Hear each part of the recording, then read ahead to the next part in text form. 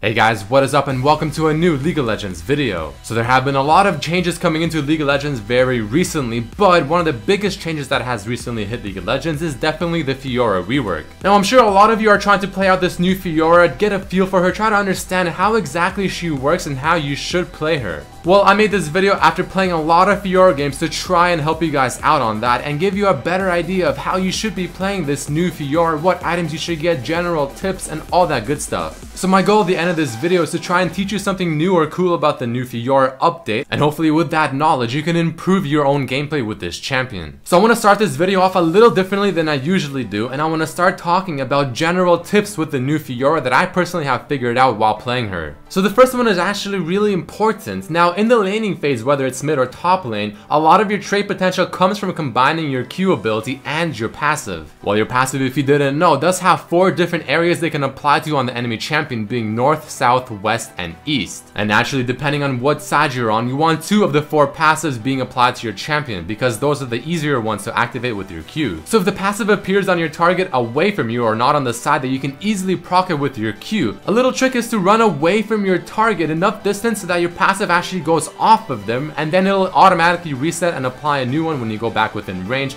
rather than standing there and waiting for it to simply diminish and then apply once more, which takes much longer. At level 1, once the laning phase starts, if your passive is applied on the good side like you see here on the Azir, you can actually go very aggressive with your Q and probably win the trade. But if not, you can usually wait till level 2 or especially level 3, and you can easily go in with the Q, proc the passive, auto attack, use the W to absorb any damage, and then retreat. Or as you're about to see with the TF example, you use the Q, proc the passive, proc the E ability as well both times if possible, and then react with a W to absorb any retaliation and go in for the kill or retreat and then repeat.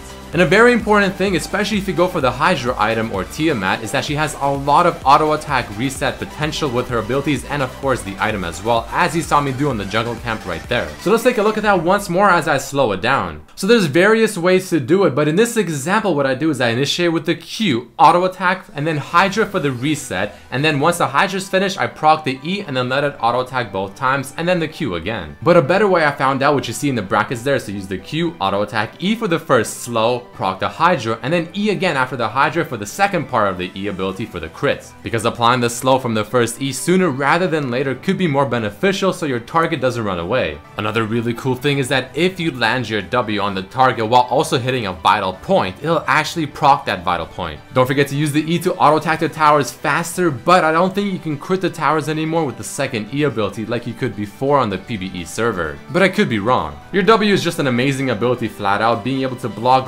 virtually anything and any form of damage. For instance, in this Zed clip, as we go for a huge 1v1 battle, he of course applies his death mark, but I time my W to absorb the damage the death mark deals, and virtually taking no damage from his ultimate itself. And last but not least, using your ultimate on a dying target just to proc the heal for your team within a team fight can be much more beneficial than using it on a target that's full HP and trying to deal more damage to them. So those are the general tips that I have so far come up with while playing several games of Fiora. Next, let's go into the pros and cons of playing Fiora mainly in the mid lane and maybe even top lane. So what are the positives of this new Fiora? Well, she first has good quick harass with her Q and her passive combined, and it gives you a nice little HP sustain in the laning phase. I have also found the mana costs of her abilities to not really be too much of a problem, especially if you start bottle. Her Q, though being somewhat short range, can still go over many of the walls within Summoner's Rift, which can be definitely good for chasing and or escaping. Probably the biggest and most important thing about this new Fiora is the fact that her W can, like I said earlier, virtually block almost anything within League of Legends, whether it's an ultimate, a CC ability, or just something like a Jinx rocket. And the proper execution of this ability is going to be absolutely vital in terms of whether or not you'll be successful with this new Fiora, and really just separating the bad, the okay, and the amazing Fioras. Also, as I mentioned earlier, there's a lot of auto attack reset potential with this Fiora. Even if you don't have the Tiamat or Hydra, you still have her Q and her E ability, but if you do have Tiamat or Hydra, that's just one whole extra reset that you can do. Her passive, of course, not only giving you the HP, deals true damage, which is pretty damn sweet whenever trying to kill a tank. Her ultimate instantly gives you 4 passes that you can proc, dealing a huge amount of damage while also getting a lot of HP back, especially if you actually kill the target or proc all 4 passes, getting the huge kind of healing fountain underneath the champion that you just killed, which can also heal your team, which is pretty important. So Fiora, being a duelist, obviously has very high dueling power, so you want to make use of that, again, especially taking into account her ultimate ultimate and just how much potential it really does give you. She excels in long fights, being able to constantly reapply her passive with her Q ability, waiting for the cooldowns and being able to dodge more abilities, while also if you proc all 4 passes from your ultimate, having that healing fountain will also make you win sustained fights even that much more. The cons, however, of the new Fiora is that she's still lacking really good CC type ability, especially in an AoE type fashion like something a Riven has with her W and the 3rd Q. And a lot of the times if you're playing against people that know what they're doing, they probably won't let you have the stun ability from your W just as slow, which can also be a problem to really lock down your target. She doesn't really have the burst and her damage does feel a little lackluster compared to someone again like a Riven who's very similar in concept and purpose. And Riven can also fight quite well in sustained fights, I mean so can Fiora, but again the Riven does have the burst while Fiora seems to sort of lack that. But she does kind of make up with the fact that she can heal her whole team more than a Janna ultimate can. She's also somewhat reliant on actually being able to proc your passive, whether it is from your passive itself or from the one that you activate with your ultimate. Even though this sounds weird, I still find it a little difficult to stick onto your target that has a lot of flashes and or dashes. I mean, yeah, you can slow them and yeah, you have increased move speed, but you don't have anything to really get onto them instantly if they keep flashing or dashing away, like maybe an Ezreal. Which is why sometimes I like to build the Blade of the Rune King to help you with that.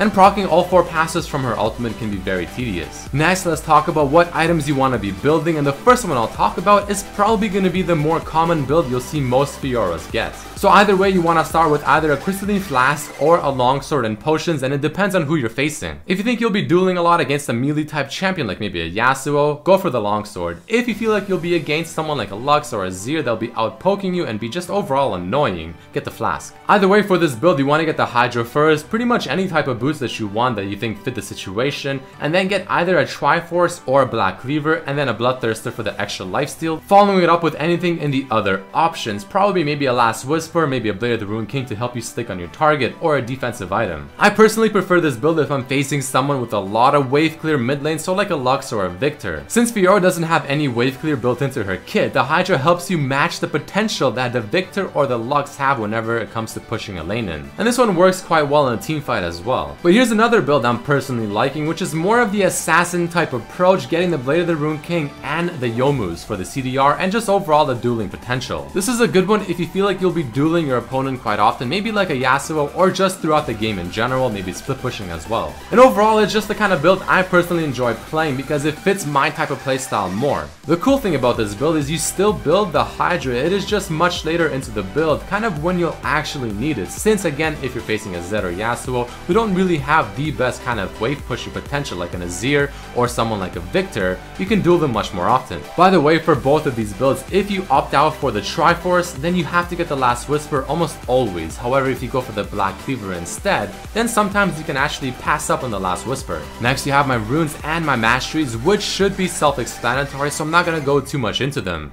Here's a very quick explanation as to how I level my abilities, and it all really depends on what I'm facing. Again, you want to have the QW at level 2 for the cheese, but you almost always want to max Q first. You want to max E second if you want more damage, or you want to max W second if you feel like you want to have more utility and if you're against someone that's casting a lot of big spells. But the final rating I'll be giving to Fiora is going to be a solid 7.5 out of 10. I think she's a very solid mid laner, being able to do quite a lot and has a very solid potential like you see here with the Azir ultimate, being able to block so many things that mid laners can bring with spells, a really surprisingly good heal for her team, great dueling potential, and overall just a solid laning phase if you play correctly with the Q passive harass. However, she has no wave clear again unless you get the Hydro, and even then it's in melee form. Extremely tedious to proc all 4 passes from her ultimate, and again she is somewhat reliant to actually be able to proc the passives. And messing up your W could easily mean your death, so she's very reliant that you get a very good W off as well. But other than that, guys, that is about it for this video. Hopefully teaching you more tricks on how to play this new Fiora, and hopefully you